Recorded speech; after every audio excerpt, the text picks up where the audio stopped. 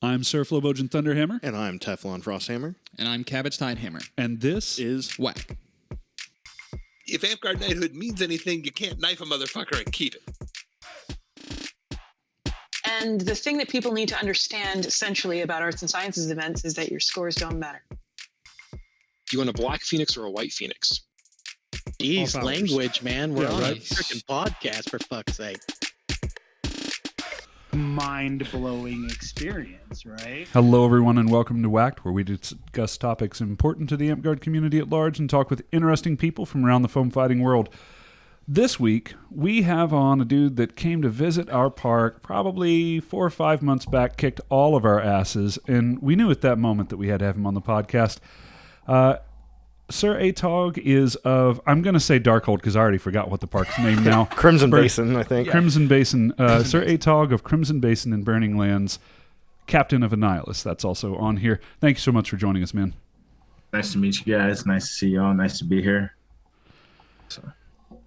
Yeah, absolutely. Thanks for joining us. We really did. I cannot believe it was 5 months ago. Yeah. You said that and my hair turned gray instantly. It seems like it was just a couple weeks ago. But yeah, when we had you a couple weeks ago, we wanted to have you over then and didn't have studio space. Didn't work out. Yeah. So, I mean, first question always, right? Tell us how you got into Amtgard. How did you discover it? And then what sort of drew you in past that first point?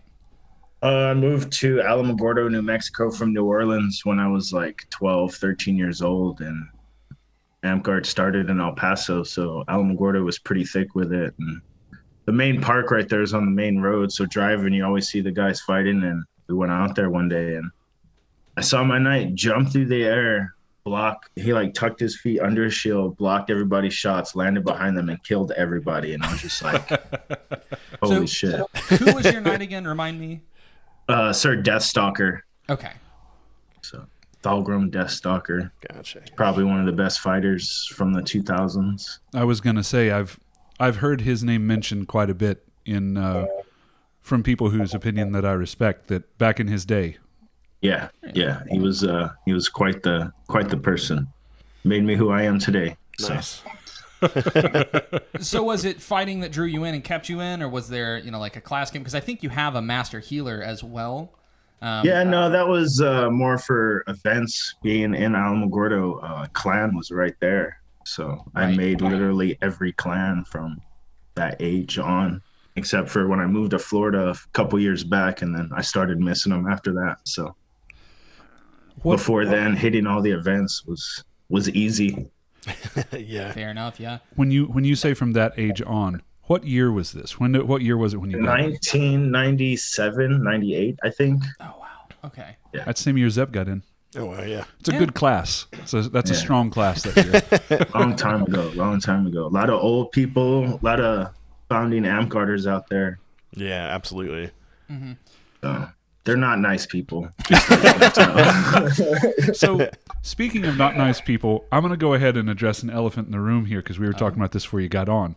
So you're captain. Yeah, we were. You're captain of Annihilus. They're saying we knew that. I didn't. I actually didn't know that you were captain of Annihilus. Your fighting company, we talked to our newer listeners. A lot of them probably don't even know what Annihilus is, but they have a somewhat dubious reputation. Yeah. Talk to me a little bit about Annihilus. How did you get into that? What's their story? So yeah, we do have quite the reputation. I'm actually not the captain. Our captain is fought for. I just held it for a good amount of time, so they just haven't updated that. And I was like, whatever, I don't care. But I've only been in 2 companies since I've been playing. The first one was one that Stalker made, which was, weirdly, we never knew about Annihilus. We were the Yellow Demons, and we were yellow and black. And we were at a clan, and they came to a clan from Texas, and they saw us, and they're like, what the fuck? And they absorbed us into their company after they saw how badass Stalker was. So nice. That's awesome. I was like one of the youngest to join. It's more of an older company, as you can tell by the reputation. So I was one of the few to get in at 16. So it was cool. That's good stuff. I think and I hope that I'm not. I hope that I'm not mistaking this here, but I think that the first time I heard about Annihilus was one of the members being sent to prison and making some belts while he was in. The fuck? I never heard that, but I would not doubt it.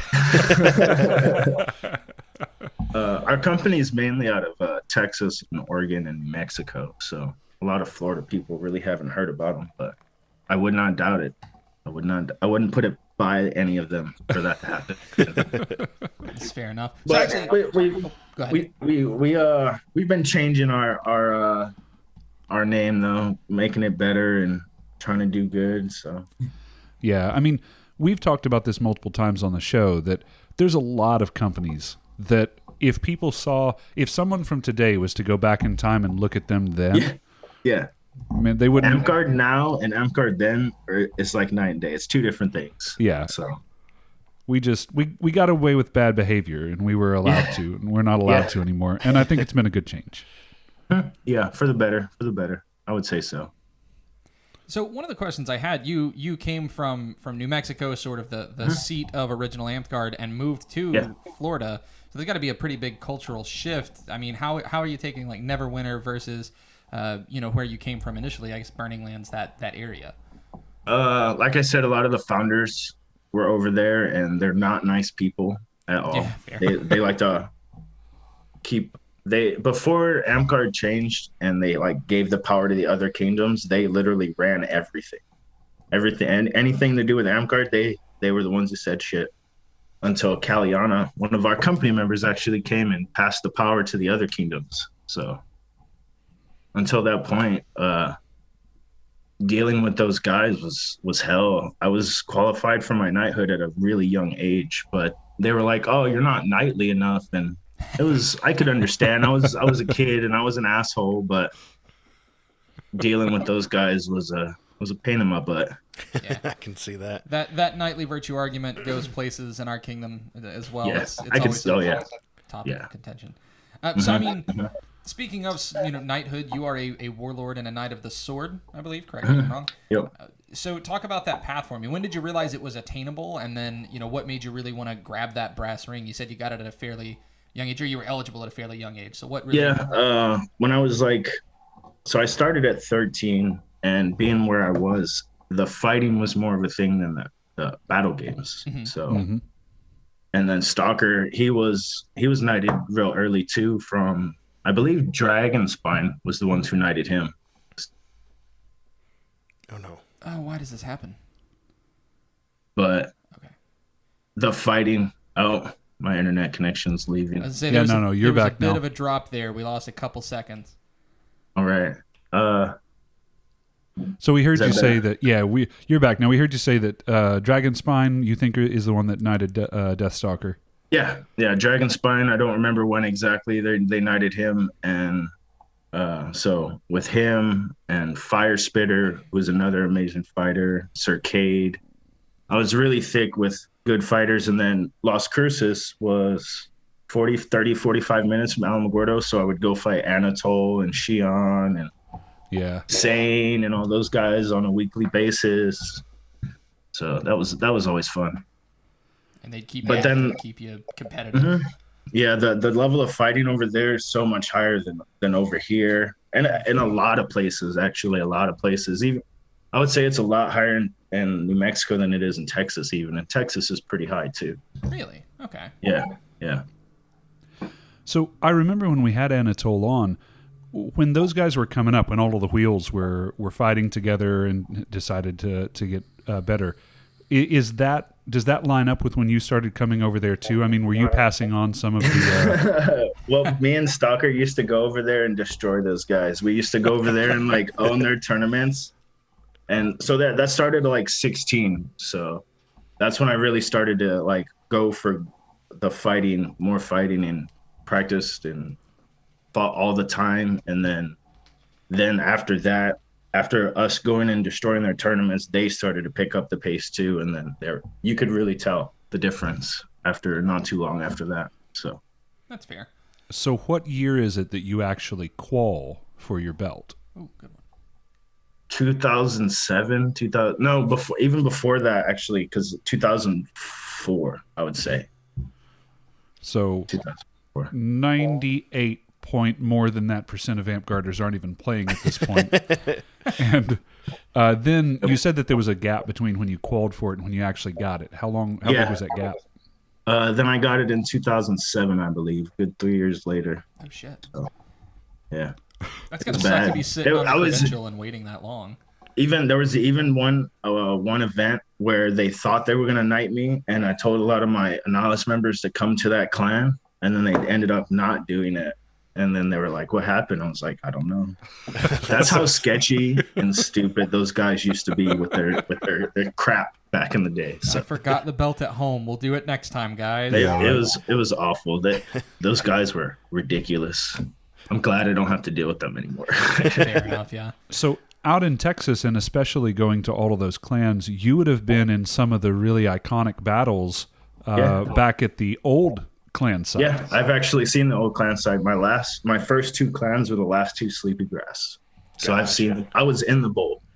Yeah. For those that don't know, clan had a really big move, and we had to move because where we were fighting was a butterfly habitat or a butterfly preserve, and we were destroying all of them. I've heard people say that we were possibly making them go to extinct or something, so they moved us to another place. Yeah, the Lincoln National Forest in New Mexico won't deal with Amp-Guarders anymore because of that.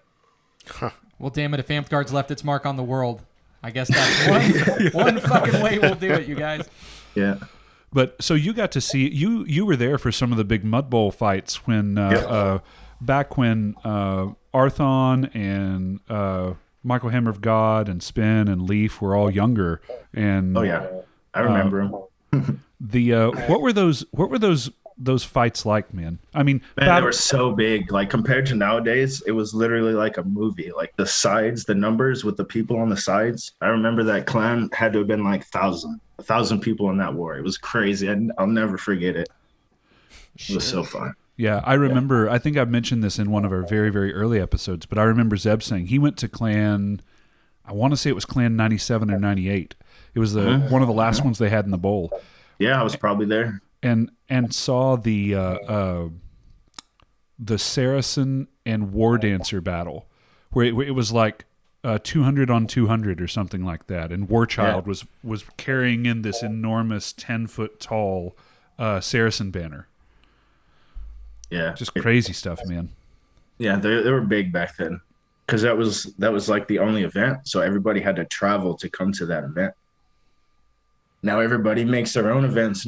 Everybody has to travel all over the place to go to all the events. Yeah, you have to kind of pick and choose too. Yeah. Yep. So, fighting, of course, has been a big focus of yours for a very long time. Yep. I feel like you can speak better than a lot of our guests about the way that the tech has changed, specifically because you're coming from Texas, where a lot of the new tech was that we use now was kind of born under like the Rogues recreation of a lot of the sword tech and stuff like that. How has our sword and weapon and shield tech changed over the years?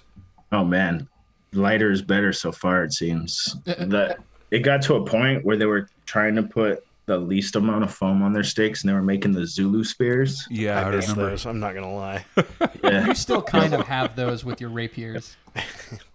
So yeah, they were trying to just like this much foam, and then the rest stick, and they're like, "Yeah, let's go." So it was great. It was great. But now I like where it's at now. I make pretty light swords. I've been known for that. So I like my swords. They make my hands not hurt as much when I fight. I go play DAG, and I'm like, "Are you guys done? Do you want to play Amp-Guard yet?" You're just an old man. Yeah, like very true. I get very the same true. thing. You fight for 4 or 5 hours, and your knuckles are killing you the next day. Yeah. Don't lie to the people, Flo. You get to about an hour and you're done. Atog's over here actually hitting 4 or 5 hours. Well, so this is something I wanted to point out. You, I guess 4 or 5 months ago now, God, you came to our park and single-handedly ran a train on basically everyone there. And one of the things I noticed while you were fighting is that you have maybe the best hand speed and range control I've ever seen. Is that something you just naturally dialed in, always using the same size stick? Over the years, I've pretty much got my range down. I know my range like the back of my hand. I know where I have to be. I know how long my swords are just to hit you with the tip every time. Yeah. So just doing that over like so many fights, like good Lord, 25 years. Yeah. I mean, the Come Try LARP TikTok channel basically made a montage of you just slotting shoulders perfectly over and over and over. And it was one of those things I watched it and I was like, this is the same fight. No, it's a different person every time, and it's just that level of consistency. Yeah, it's that shot. That was my first shot that Stalker showed me. That was our money shot. Everybody's money shot is the under the shield, like side shot that everybody does. But my money shot was the shoulder. So being left-handed, not being that many good lefties, nobody knows it's coming most of the time. I can run an Iron Man line and nobody knows. I'll throw the same 10 shots in a row and nobody can stop it. Mm-hmm. Yeah, I was trying to look this up. Can you pronounce that more for me? Is it proprioception? Proprioception. Proprioception. Your body's awareness of itself in relation to itself. Yeah. Yep. So this is, you have more than 5 senses that you got taught in school, and I mentioned this a long time ago. God, I've got it. That's our Pee-wee's Playhouse word for today. Oh man! But so this is a sense that your body has where you know where your fingers and toes are without having to look at them. And I was while you were still there, I was mentioning this to Zeb and Beefy and some of the other guys that were in the line that I was beside, that you have developed this over time, that the sword is a natural extension of your body at this point. You're aware of exactly where your sword is without having to keep track of it. Mm-hmm. And that's something that I think anybody can do with enough practice, but it's a lot of practice. It's just time and instinct at this point. I know where my hands need to be to block most right-handed shots where they're coming. Mm-hmm. So the shots there, I don't even know. My hands are there most of the time. I get the block and just throw. Is this a pelling thing, or is this just from? No, I've never practiced. I never paled. It's just all fights, just always fighting. Damn. Yeah. Yeah, I've also noticed, like, whenever you fought Florentine or single or board, realistically, almost all of them, you're doing kind of the same thing in every combination, right? Like, you have a insanely good hand block, which goes along with knowing where shots are going to be and things like that. Yep. So it seems that even Florentine and board, it's still the same concept. It just has a little bit bigger block. Yeah. Is that kind of what you went through, or? Yeah, I find that when I'm fighting single and board, it's the same thing basically. The hand blocks, the board's in the same spot as my hand would be. So gotcha. These 3 zones really. So was it like intentional that you did that at all, or did it just kind of derive from fighting constantly over and over? Yeah. Okay. Over and over and over. Yeah. Once I switched to the center grip, that's when I was just like, oh, this is where it's at. You caused an entire rift of things that happened with center grip shields. You broke our park because now everybody's moving to center grip. It's pretty awesome. Flo is getting punched in the face. Like, I saw that. That was awesome. It was kind of awesome. The funny thing was he picked that up, and before the video started, I was like, don't punch me in the fucking face with that thing. Man, I wish he would have got that too. Yeah, no joke. And he's like, come on, man. You know me better than that. And then we start out, and what's the first thing that he does? He did it on purpose, and it's confirmed. That's great. That's so great. I told him, I was like, if it was on purpose, that's beautiful. That's awesome. That's a touche moment. If you accidentally did it, don't tell anybody. Yeah. Right. Just say you did it on purpose. Yeah. So I guess the roundabout question we're all getting to is, how does somebody beat you? Right here, the shoulder. No, so this is one of the things that, like, we've been going back to this over and over again, but the common denominator through all of these talks is you are someone that may or may not have had some natural talent. Yeah, I didn't know you back then, but where you are now has been practice. It's practice over and over again. It's not being afraid to die. It's looking at every single time that you go out to the park as another day to say, I'm going to throw this shot, and then I'm going to see where they kill me. You and I talked about this a little bit when you were in, that it was, this is, people look at where some of our best fighters in the game are. I'll call it our top 5%, right? Which I definitely place you in. And they think, oh, there's no way I can do that. You know, I don't have the build for it. I don't have whatever. And it's just not true. It's about putting in the reps. Yep.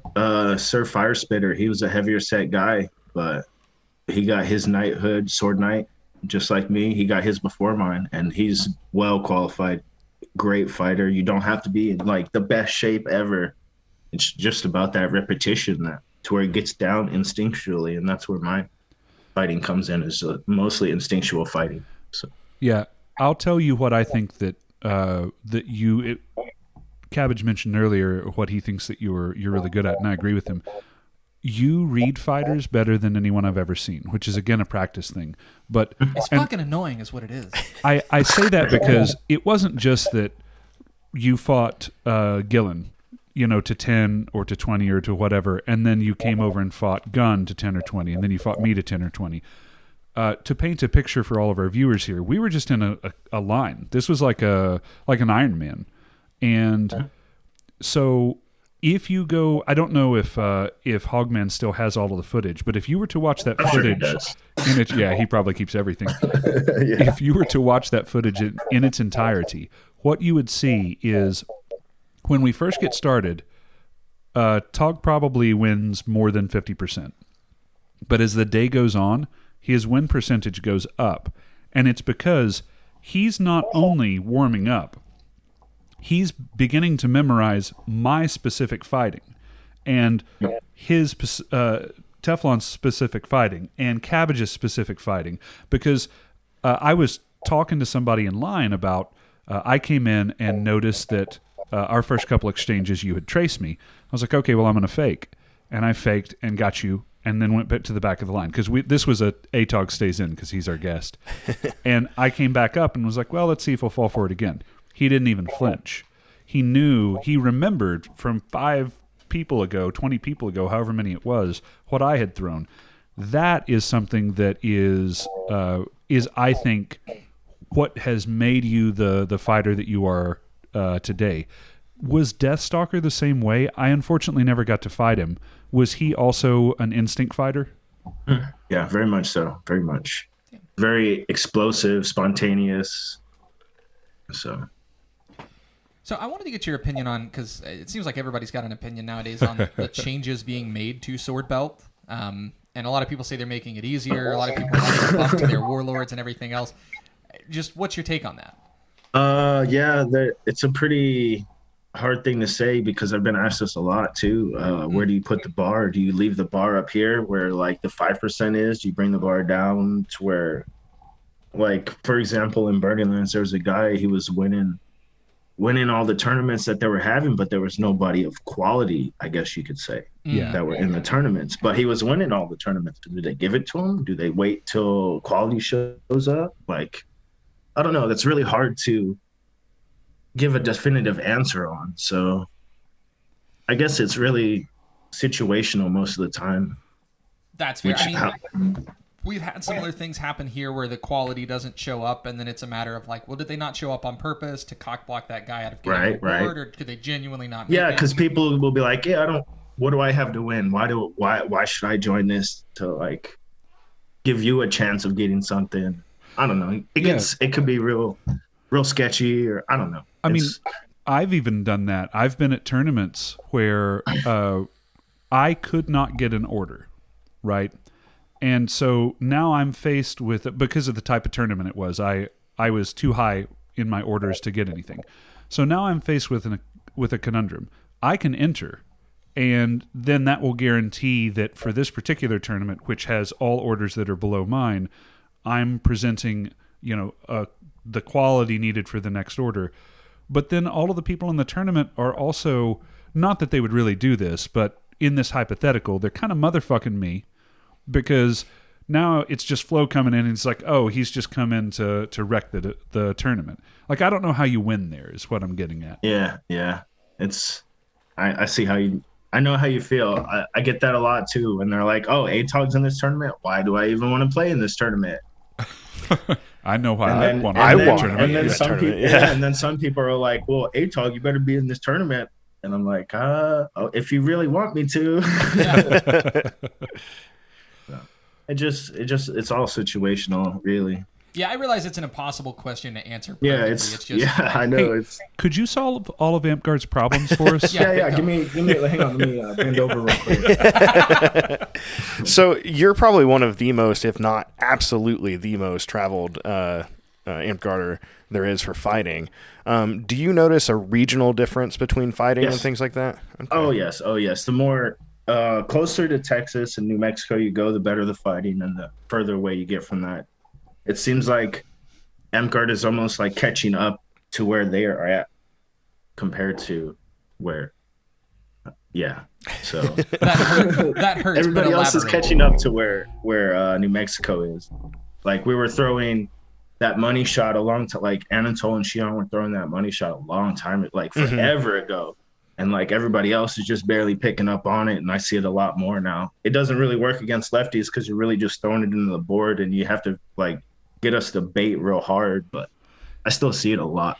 So we had someone that came and started the park up here, Mystic Glade. They were from Dragonspine originally, and they brought that. I mean, we always called it the dark side, right? But right, yeah.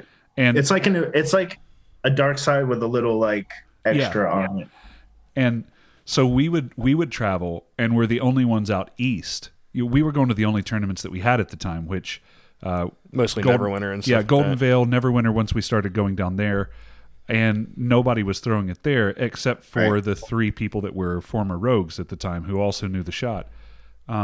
It's funny, the little things like that, where that one shot is just wrecking everybody in line because no one in their kingdom throws it. Right. And it's other things too, footwork and placement, and it's getting a lot better. Like I'm having a lot better fights now than I was when I first got here. That's for sure. I don't know. It's getting better. People are definitely stepping it up around here. It seems like with high level fighting, there needs to be a catalyst somewhere, right? And it seems like you're really putting the catalyst down in Florida, at least for the moment. Because like if there's not someone significantly better than you, then you're not having to race to the top as easily, right? You're not getting there. But if there is someone so significantly better than you, you have someone to race up to. And if you don't have someone who's high quality, like someone from before, like from Texas or something like that, who had big names, or Spin or Leaf or someone like that to come against, it didn't seem like you could grow as quickly. Right. Yeah, definitely. I watched Shion and Anatole build off of each other and just get to this insane level of just those two fighting each other forever. And it seems when I go somewhere and I stay somewhere a while, I'll find a fighter. Like when I first got to Florida, I went to Fort Walton Beach. I was there for almost a year. Oh, wow. And I found Sabin, 12. Man, I hadn't seen that guy in forever. Exactly, yeah. And I got him to come back out, and I raised his level of fighting so much. And it's really good. He had long hair and lip piercings. Super tall. I think. He's super duper tall. He's a monster. There's a reason they call him 12. It's like 12. Yeah. Oh, okay. I know who it is. I brought him to a few events. Yeah, I knew him, but I didn't know him as Sabin. I knew him as 12. That's his real name. Oh, okay. Yeah. That's a really cool name. Sabin? If your parents actually named you after the Sabin from Final Fantasy III, they did much it, and respect. he hates that name. It's different spelling. Much respect. Yeah. I brought that up to him too, and he's like, "No, I spelled mine different." Like, all right. Fair enough. Back away slow. Yeah, sorry. Didn't mean to touch a nerve. But yeah, no, he's a good guy. I like him. Like I said, I brought his level of fighting just like so much higher. I like fighting him now. I think that's one of the things, like we talk about how like Amtgard culture, especially now that everything's gone online, Amtgard culture has spread really fast. Fighting culture is one of the things that can't necessarily spread online. Like you can watch video, but you don't get to practice it. So it's definitely night and day with that. Like watching something is just doing it makes it so much. It just clicks way better. Right. Clicks way better. Yeah, it makes sense why it wouldn't spread. It's just, I guess that sort of re-emphasizes the travel thing. Like, you got to travel to get better. Oh, yeah. I think it brings the bottom bar up, right? Like, you have the bottom average go up with the videos and stuff like that, because you get at least some exposure to the content, but it can't bring a high level up because, like you said, you have to do it to be able to get there, but it at least gives you something to build off of. Yeah, I mean, I would say that travel, too, brings the bottom bar up. I mean, that's what we did. Yeah, our park is probably not the strongest fighting park in the game, but I would put us pretty fucking high up there. And part of that is because we traveled so much that our the worst fighter at our park got to see bits and pieces, moves from some of the best fighters in the game, thrown terribly. But then they would go over to another park and throw that same move slightly worse than we did. And of course, those people hadn't seen it. I don't know. It was great listening to them being like, I haven't been smoked that many times in a single day in a long time when A-Dog come up here. Yeah. He listens to our podcast, so I'm going to get a text about this. But no, he told me, he's like, man, does Hogman just not like me? I mean, I wouldn't watch the video, and it's only Tog smoking me over and over again. I was like, dude, you got to win more. Right. Try getting good. But no, joking aside though, like it really is. If you can travel. It's so much fun. Me being able to travel has made me. I've been all over fighting Amtgard. The only place I probably haven't been is Northeast to fight Amtgard. That's about it. Everywhere else I've been. Damn. You don't want to go up there. They got tall trees. Yeah, true. And it's probably cold. There's a reason I live in Florida now. So I want to double back to the Master Healer, because that's a thing that just sort of sticks out to me for someone who's so big into fighting. How do you get Master Healer? Is it just wanting to metagame and win the damn game and get back to the tournament, or how does that come about? All right, so going to all the events, I would play healer, but I wouldn't heal other people. I would take offensive spells, the sword and shield, and heal myself and run around and massacre everybody. So they gave it to me over that. I love it. Okay, so it's a self healer only kind of situation. Yeah, got offensive spells, heal myself. Oh yeah, I need a res. Sorry, I gotta go. Yeah. I don't have that one written on the back of the board. I'm gonna. Yeah. Right. Okay, fair enough. That just it struck me as like, this guy fights really well. Healer doesn't seem, but nah, I get that. That was a long time ago too. That's probably around that time of that picture, 2005, when I had my hair. So you can see my Squire's belt on as a sash, as my healer sash. It is amazing. It is. Yep. I'm guilty of that as well. Yeah, we'll post up his Amped Wiki in the comments here. Yeah, I used to have hair long. They used to call me Lovely Locks. Yeah, I knew it was an older title based on like the Master versus Paragon thing, which I know Jeff has Oh yeah, opinions yeah. about. I haven't. Oh, look at that sword he's holding. There's no way that's legal. That is just flat. Probably not. Yeah, no, That is probably an absolute flat plane. All it is he didn't fluff up the sword before the picture, guys. Come on, chill out. No, this is a cover. This is just a cover on a stick. Yeah, no, it probably did have a floppy cover. We weren't the best at weapon making. That's awesome. We were going for like the lighter than the looks. So you mentioned that you really like your swords and that you're really happy with the stuff you're creating. Is there like a specific way you make them, or is it just the standard? I try to find the lightest golf clubs that I can. I go to all the thrift stores and I'll find the lightest possible, and then I'll throw some Frost King on there and hopefully make it last a few months before I have to put more on there. I did notice that you used like the most minimal amount of tape and glue or anything like that. I tape my tip and tape it to the sword, and that's it. Yeah, that's fair. Yeah, I usually only hit with like this much of the sword anyway. If I'm hitting with the middle part, I'm either too close or they rushed me or. Yeah, something's messed up now. I mean, you're blocking with the middle, but yeah.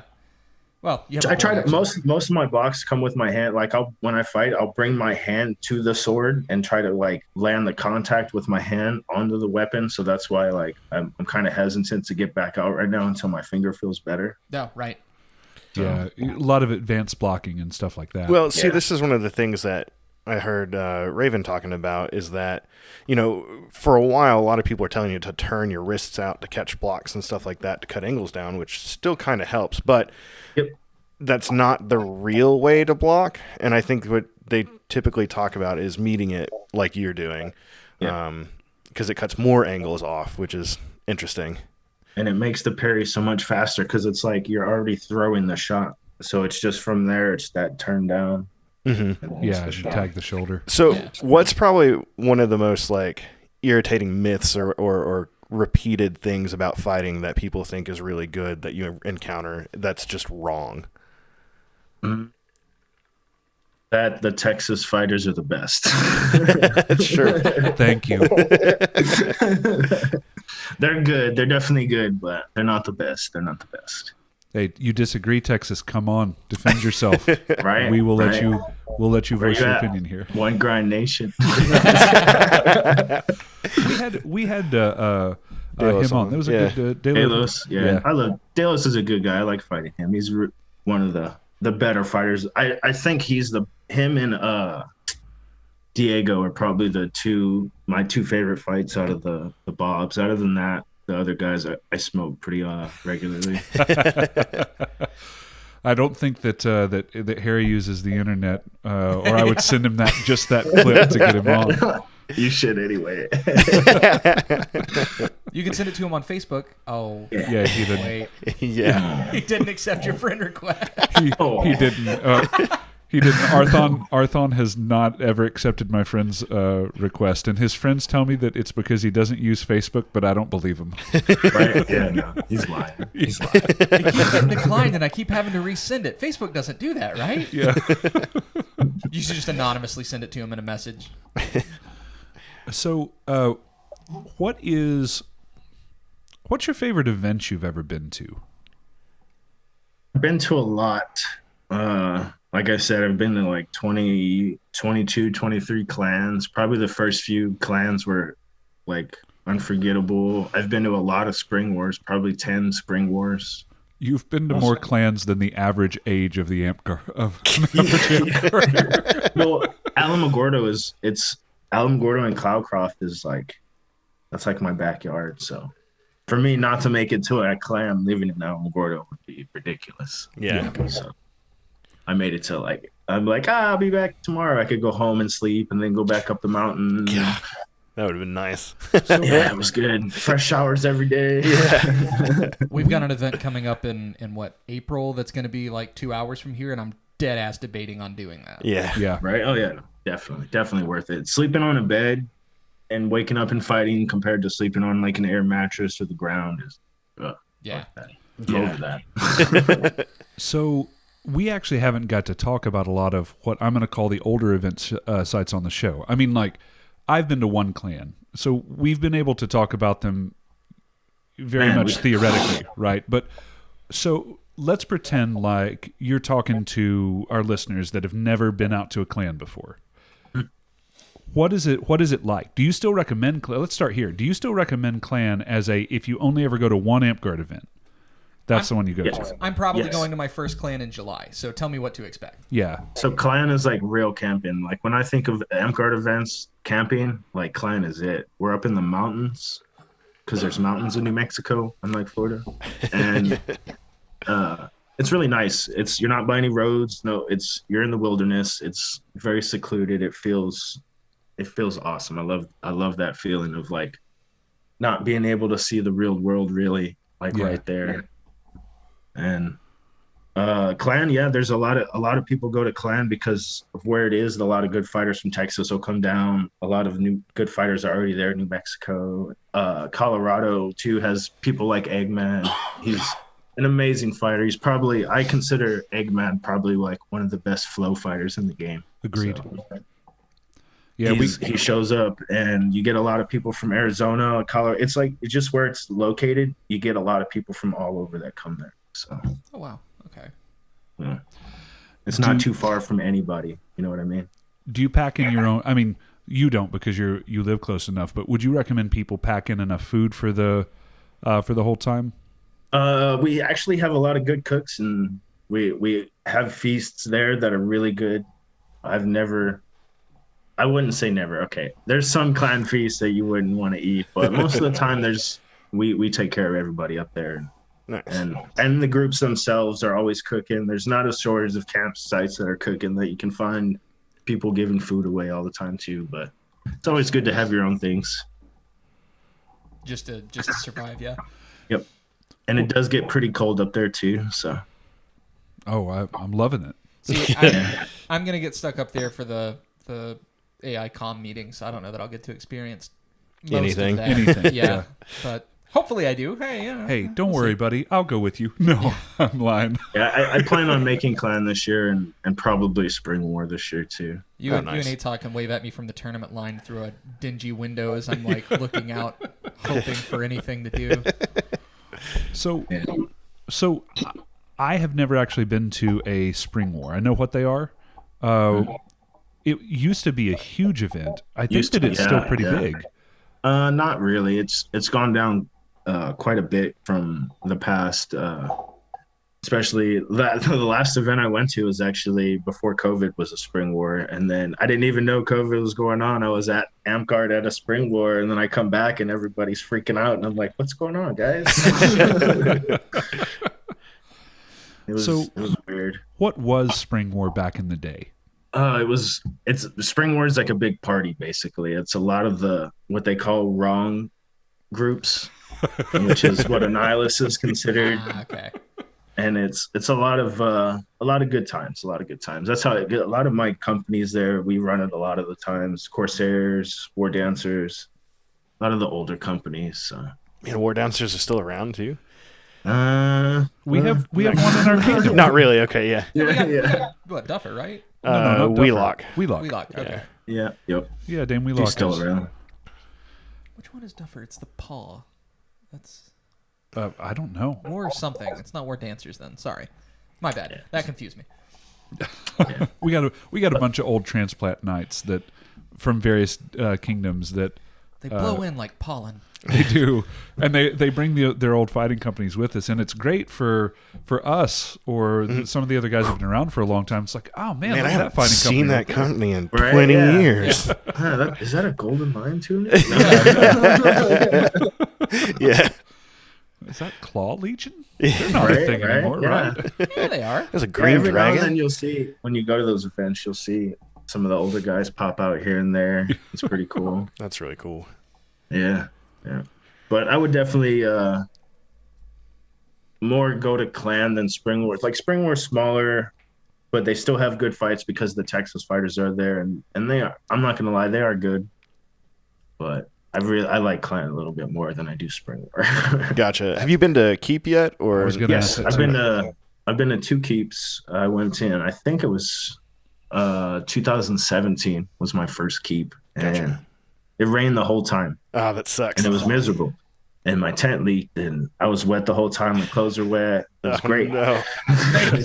Yeah. I was about to ask Right. how it stacks up to those other historical That events, year but- was miserable, and I didn't know anybody there, and I literally drove by myself from Colorado to Illinois in 17 hours. So like, yeah, I'm going, and just went. And I know people there. There was like Hades. I'm good friends with Hades, so I hung out with him most of the time. And then, but this last year, 2019, I think is when I went, and I won, and that was a good year. I went with friends, and I knew a lot more people there this year or that year, so it was a lot better. That's good. And I don't see like when they say it's like, oh, this event had 800 people. I didn't see that many people there, like because I was mainly on the ditch field fighting with the fighters. Yeah. But there was a good amount of quality fighting there because they were there for the tournament. So it was fun. It was fun. So if you were to pick an event for specifically for fighting, which one would you go to? Yeah, keep because okay. people are going for the tournament and the quality is going to be there already. So Gotcha. it's easier to find those fights when you want them. You can be like, hey, you want some side fights? And most of the time, people won't turn you down. So.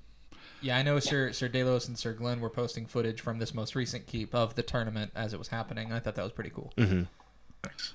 Dude, I'd love to go and like streamcast that as a group. Yeah. But Yeah, when it doesn't rain, it's a good event. I like it. When they hold the tournament in the rain, it's a little miserable, but other than that, like it's fun. I like it. yeah, I got to go to the first keep, and we haven't. When was that? I don't remember. Like I want to say 2000, close to 2010 to 2012 or so. Right on. I don't know what number they're on now, but Right, yeah. Who knows? the triads went to the first one, and we were competing in the the Hammer of God tournament that they hold there, and I made it all the way toward to the end of Florentine, and got beat by some random 16-year-old kid. Oh shit! My only saving grace is that he went on to win the whole bracket. I can at least say that I got eliminated by the dude that won the whole bracket, but no idea that I don't have a cool ending to that story. Like, it turned out to be Sir So-and-so. No, random kid. Just some kid. Nice. No idea who it was, won the whole bracket. But yeah, no, I mentioned, I'm glad that you mentioned Keep. If there's a Keep coming up in 2022, I wish I knew the dates, but if you are in the Winter's Edge area, or Rising Winds, or Tal'Degor, like that whole area, it's going to be really close. It's closer to Winter's Edge than it ever has been, because I think that they did a site move. So cool. If you've made it this far into the interview and you're from Winter's Edge still listening, definitely make it to Keep. Yeah. It is a you need to go to one Keep at least in your Amp-Guard career. I want to head back this year. I'm definitely going to be heading back, and I think that these two guys are coming too. Yeah, Yeah, it should be. we all going to Keep. Yeah. That's good. That's You good. you want to meet us at Keep? We'll see how it plays out. With work, I'm never usually allowed to plan anything Oh shit. because the way things fall, I'm like, they'll need me somewhere and I have to go, and then I'm there for a long time. So, Gotcha. That's fair. Well, if it's in the Illinois area, happens to be, we'll come pick you up. Yeah. right, yeah, definitely. I definitely would like to go to another one. There's definitely good fights, and another event that people should try to make if it's in your area that travels is Sword Night Boot Camp. Yep. Definitely quality fighters there. Of course, you're gonna see all the good guys, all the guys you want to fight and get fights from. So, Man, that event single-handedly brought fighting up across the nation. yeah. It really did. Yeah, I've been asked to teach at one of those since I was a squire. Why don't you? I'm not a good teacher. Fair enough. I've been to one and I helped out in a couple of classes, but I haven't actually sat down and taught a class yet. So actually, a question that I always have, because I've been to one SKBC and I did not know what classes were worth signing up for. Is there a generic class if SKBC comes to your town that someone should take? There's always a body mechanics or a footwork or a rap shot class. Brett's feints class is really good. Really? Okay. Feints, fakes, and footwork, I think is what it's called. Mm-hmm. That sounds right. Yeah, I skipped that one. I feel like an Yeah, idiot now. don't. Brett's footwork is amazing. He's in my top 5 for sure. Brett. Okay. Yeah, Brett was dangerous before he when he was still a bigger guy. After he dropped weight. Yep. Yeah, I've seen him go from skinny to big to skinny again. So I've seen the levels of fighting from him, and he's up here now. So he's awesome. I love Brett. He's a good dude. Flo, we have Yeah. hope. Yeah, right. You and I specifically. Yeah. Jeff, stay out of this. So the